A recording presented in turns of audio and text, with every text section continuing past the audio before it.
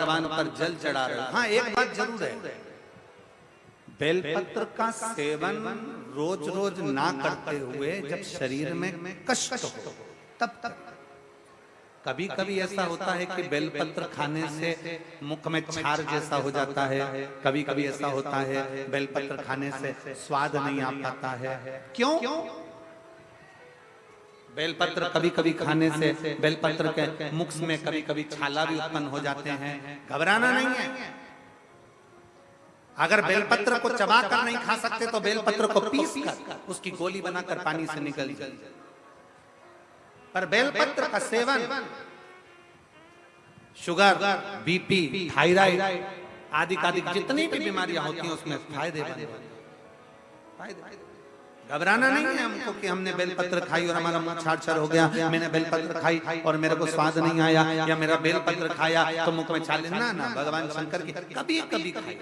और कोमल सी बेलपत्र, बहुत बड़ी सी बेलपत्र नहीं, बिल्कुल छोटी सी कोमल सी बेलपत्र शंकर पर चढ़ी हुई, शिव का नाम लेकर श्री शिवाय नमस्तुभ्यं बोल कर पा लीजिए। और बेलपत्र से अगर आप सेवन नहीं कर सकते तो शंकर पर चढ़े हुए जल को छोटी सी कटोरी में या कलश में झेल कर उसका आचमन जरूर करें।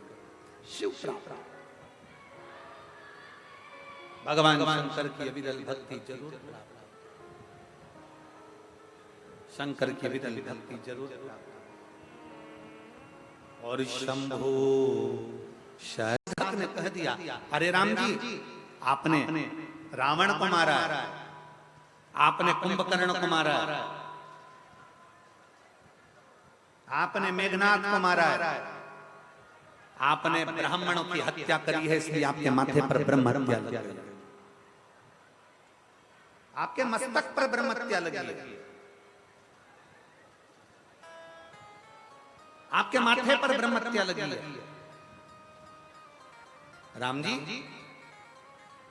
जब तक आप शंकर भगवान के एक शिवलिंग की प्राण प्रतिष्ठा नहीं कर लेते तब तक आपके मस्तक पर से ब्रह्म हत्या नहीं लग सकती, ब्रह्म हत्या समाप्त नहीं हो सकती। ध्यान देना, शंकर भगवान के शिवलिंग की प्राण प्रतिष्ठा अगर कहीं हो रही है,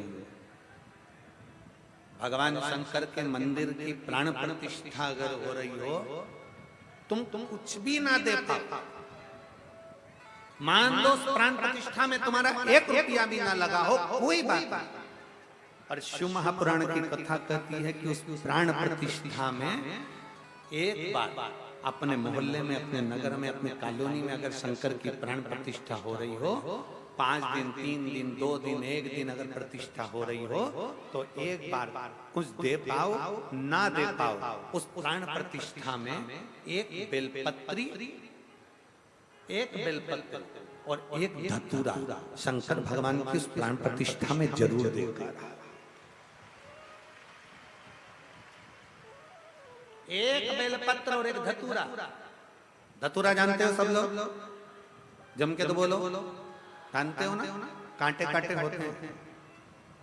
सबसे पहला धतूरा शंकर भगवान के शिवलिंग पर किसने चढ़ाया? कोई तुमसे पूछे कि सबसे पहला धतूरा शंकर भगवान के शिवलिंग पर किसने चढ़ाया था, तो आप कह सकते हो जिस समय पर समुद्र का मंथन किया गया था, उस मंथन में विष, अमृत, माणिक, मोती, सोना, चांदी, रतन, आभूषण, औषधि सब निकलने के बाद फिर उसमें से निकला था अमृत।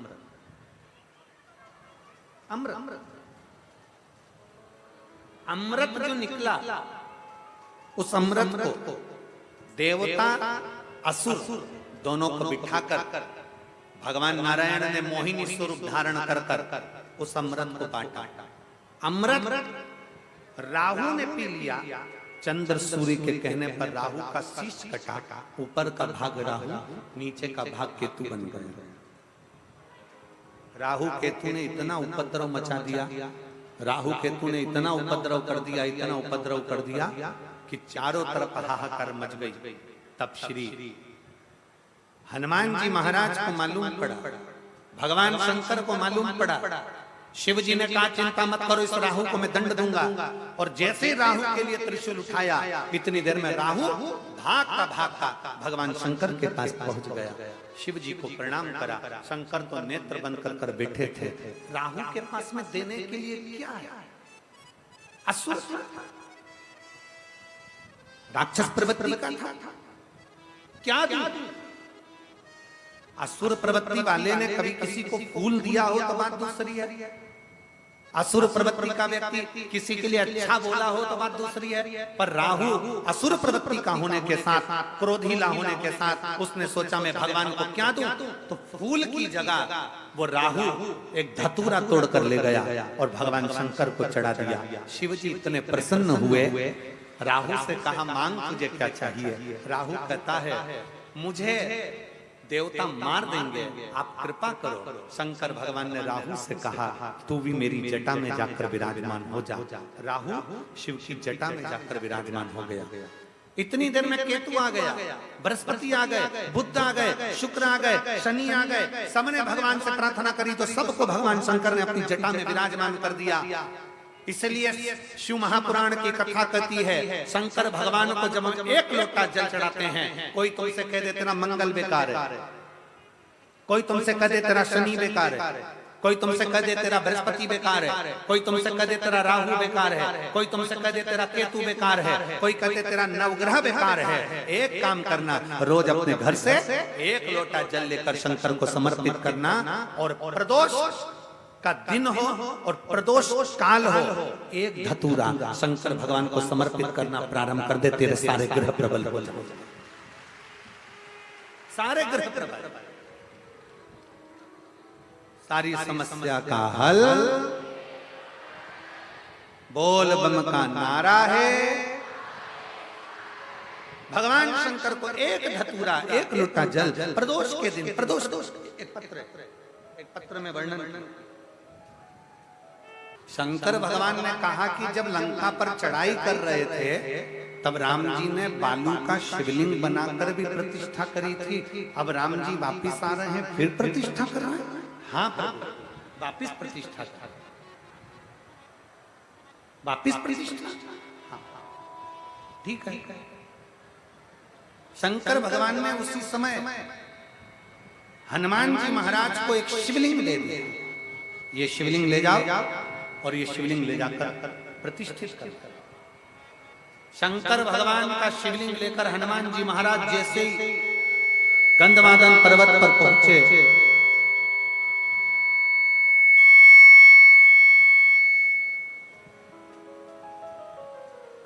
शंकर भगवान का शिवलिंग लेकर जैसे ही हनुमान जी गंधमादन पर्वत पर पहुंचे, श्री हनुमान जी महाराज जैसे ही पहुंचे तो हनुमान जी देखकर थकित रह गए कि उस जगह पर जहां पर भगवान शंकर का शिवलिंग हनुमान जी लेकर आए हैं, वो शिवलिंग रखने की जगह पर वहां तो बालू का शिवलिंग रखा हुआ है और उसकी प्राण प्रतिष्ठा हो गई,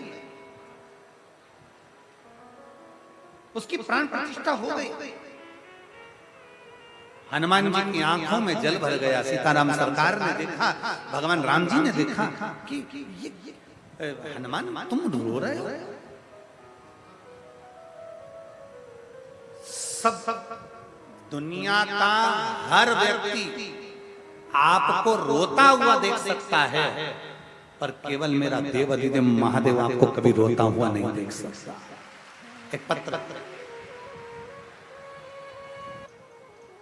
राम जी से श्री हनुमान जी महाराज ने पूछा, प्रभु मुझे एक बात बताओ कि आपने मुझे शिवलिंग लेने भेज दिया और बालू के शिवलिंग की प्रतिष्ठा कर दी, प्राण प्रतिष्ठा कर दी, मुझे भेजा और आपने शिवलिंग रख दिया, ऐसा क्यों?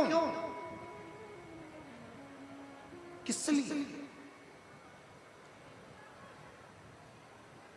भगवान राम जी ने हनुमान जी को बुलाकर कहा, हनुमान जिस समय पर प्रतिष्ठा हो रही थी शिवलिंग की, मैं ये जानता हूं हनुमान कि तू भी शंकर का एक रूप है। मैं ये जानता हूं कि तू शिवलिंग की प्राण प्रतिष्ठा के समय पर तू शंकर का एक रूप है। हनुमान प्रतिष्ठा करते समय ब्राह्मण मंत्र बोलते और शंकर का आवाहन करते, तो शिव के आवाहन की जगह तू आ जाता और इस शंकर के शिवलिंग में तू समा जाता। शंकर के शिवलिंग में अगर तू समा जाता तो मेरा एक भक्त मुझसे दूर हो जाता। और मैं चाहता हूं हनुमान कि जब तक संसार सागर में पृथ्वी पर जब तक मनुष्य हैं तब तक हनुमान भी इस पृथ्वी पर रहकर भगवान की भक्ति करता रहे। हनुमान भी इस पृथ्वी पर भगवान की भक्ति करता रहे, इसलिए मैं तुझे इस शिवलिंग के अंदर प्रतिष्ठित नहीं करना चाहता।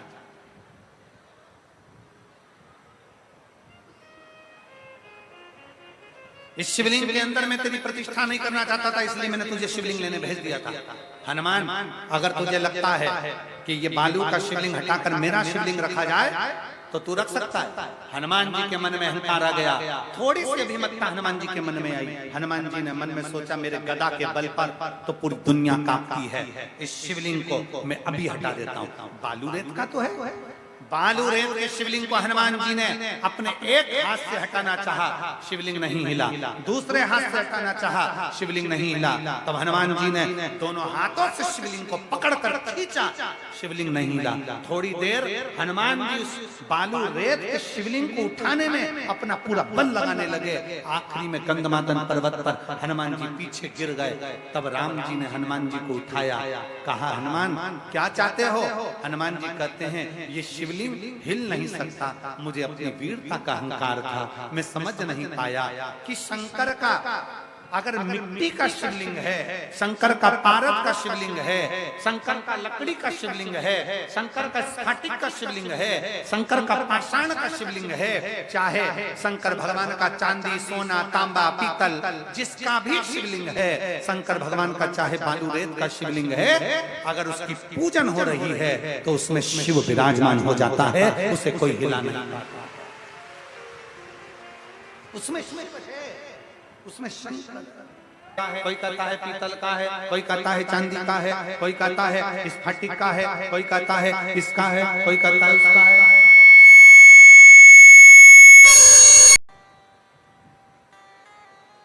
इसलिए जिस भाव से, जिस हृदय से, जिस चित्त से हम शंकर को, भगवान राम जी करें हनुमान जी से, तुम चाहो तो इसको उठाओ, तुम्हारा वाला शिवलिंग रख दो। हनुमान जी ने कहा, उठाने का प्रयास करा, नहीं उठा। कैसा भी शिवलिंग, बालू का है, मिट्टी का है, पाषाण का है, लकड़ी का है, शिवलिंग शिवलिंग होता है, पूजन। आखिरी में भगवान राम जी ने हनुमान जी के हाथ से लाए हुए शिवलिंग को भी स्थापित कर दिया और कह दिया, हनुमान जो रामेश्वर धाम का दर्शन करेगा वह हनुमतेश्वर महादेव का भी दर्शन करेगा, तब जाकर उसकी रामेश्वर की यात्रा पूर्ण हो जाएगी।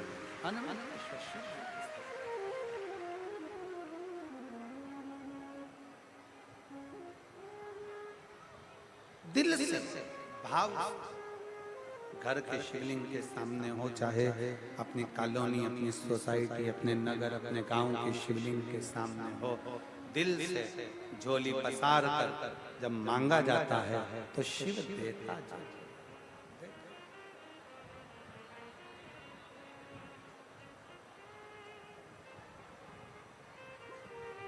है। देवादिदेव महादेव का भजन हम क्यों करते हैं?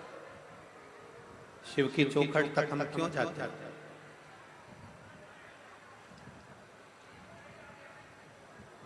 आप इतने सारी मात्रा में बैठे हुए, आप में से किस किस के यहाँ पर गौ माता है? जिनके घर में, खेत पर, खले में, किस किस के यहाँ पर गौ माता है? जरा हाथ उठाओ, जरा है सबके यहाँ? रख। और मैं पूरे उत्तर प्रदेश के हापुड़ क्षेत्र के सभी श्रोता भाई बहनों को धन्यवाद देता हूं कि आपके घर में गौ माता है, उसके लिए धन्यवाद।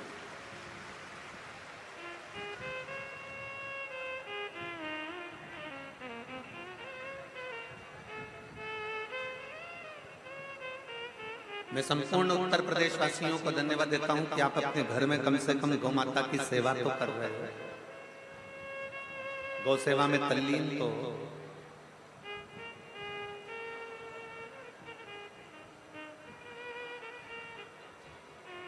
गौ माता के प्रति आपकी तत्परता तो है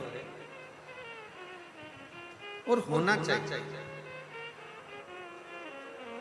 अब जिनके यहाँ पर गौ माता है वो जानते होंगे कि गाय का यदि दूध निकालना है तो उसको खूंटे से बांधना पड़ता है।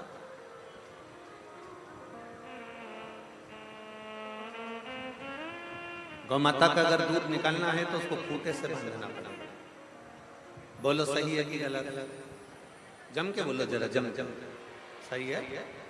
अगर खूंटे से नहीं बांधेंगे तो गाय का दूध निकाल सकते हो क्या? नहीं।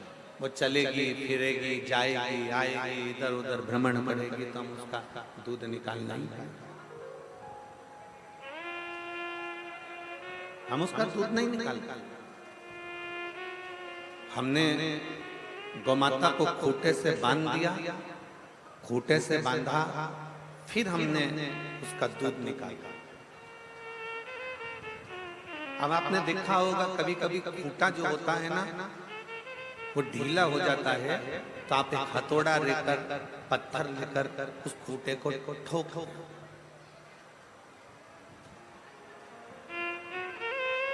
क्यों ठोकते हो?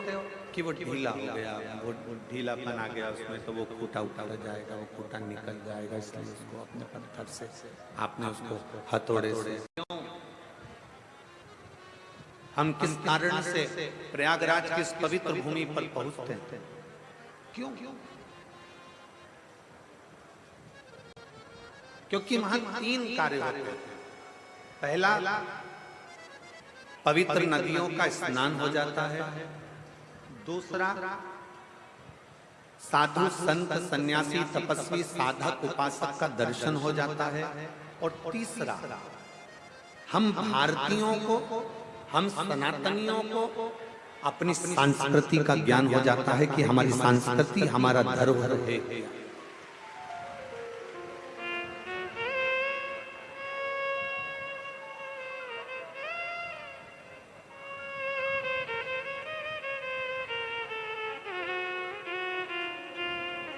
हमारी संस्कृति हमारा धरोहर है क्या?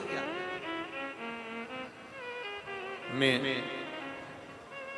माननीय उत्तर प्रदेश के यशस्वी मुख्यमंत्री, सीखो मेरे देवाधिदेव महादेव से, सीखो मेरे भगवान शंकर भगवान से। भगवान नारायण ने माता लक्ष्मी को अपने चरणों के पास रखा, ब्रह्मा जी ने ब्रह्माणी को अपने पास में रखा, इंद्र ने इंद्राणी को अपने पास में रखा। जितने भी देवता हैं उन्होंने अपनी पत्नी को अपने पास में रखा।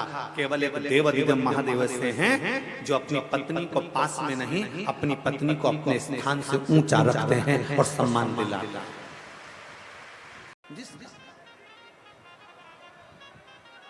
शिव महापुराण की कथा कर रही है, भगवान शंकर का संवाद कथा है। आपके घर में शंकर का शिवलिंग होना जरूरी है, भले वो पाषाण का हो, पत्थर, चाहे लकड़ी, चाहे तांबा, चाहे पीतल, चाहे स्फटिक, चाहे पुखराज, चाहे सोना, चाहे चांदी, जिसका भी। किस किस के घर में शिवलिंग है? सबके घर। साधुवाद, आपको प्रणाम, बहुत बहुत होना चाहिए। शिवलिंग हो घर जरूर। और महाराज खाली